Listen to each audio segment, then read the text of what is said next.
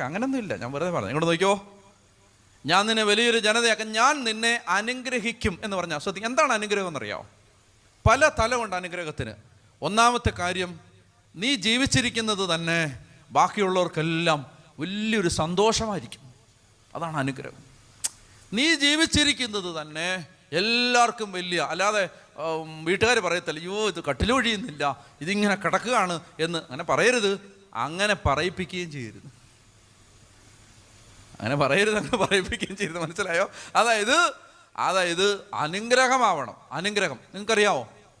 അതായത് ഒരു മനുഷ്യൻ, കേട്ടോണേ, ഒരു മനുഷ്യൻ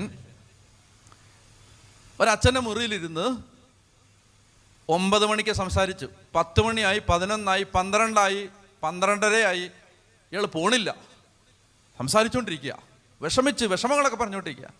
അപ്പോൾ ഈ അച്ഛൻ ചോദിച്ചു, അനിയ 12:30ആയില്ലേ, വീട്ടിൽ പോകണില്ലേ, നീ വീട്ടിൽ പോകണില്ലേ? അപ്പം അയാൾ പറയാണ്, വീട്ടിൽ പോകാൻ പറ്റുന്നില്ല അച്ഛാ, വീട്ടിൽ പോകാൻ പറ്റുന്നില്ല. കാരണം എന്താ? അച്ഛനറിയാമല്ലോ, 2 ദിവസം മുമ്പ് അമ്മ മരിച്ചു. അമ്മയില്ലാത്ത വീട്ടിലേക്ക് ഞാൻ എങ്ങനെ പോവും? അമ്മയില്ലാത്ത വീട്ടിലേക്ക് ഞാൻ എങ്ങനെ പോവും?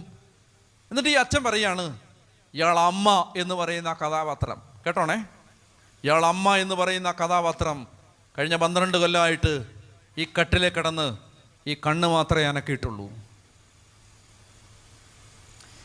ഒരു വ്യാഴവട്ടക്കാലം ഈ സ്ത്രീ വെട്ടിയിട്ടൊരു വാഴപ്പിണ്ടി പോലെ, ഒരു വെജിറ്റബിൾ പോലെ ഈ കട്ടിലെ കിടക്കായിരുന്നു.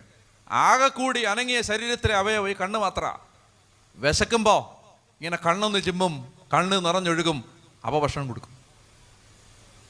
കഴിഞ്ഞ 12 കൊല്ലം ഈ വീട്ടിൽ അമ്മ ചെയ്ത ഏക പ്രവൃത്തി ഇങ്ങനെ കണ്ണ് ചിമ്മുന്ന മാത്ര.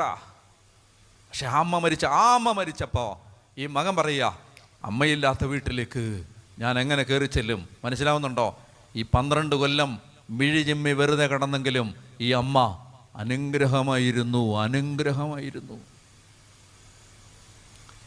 മക്കൾക്കതിനെ വിട്ടുകളയാൻ വയ്യ, കുടുംബത്തിനതിനെ വിട്ടുകളയാൻ വയ്യ. അനുഗ്രഹമാവണം. മനസ്സിലായില്ലേ? അതായത് സക്കറിയ എലിസബത്ത് ദമ്പതികൾ ഓർമ്മയുണ്ടോ?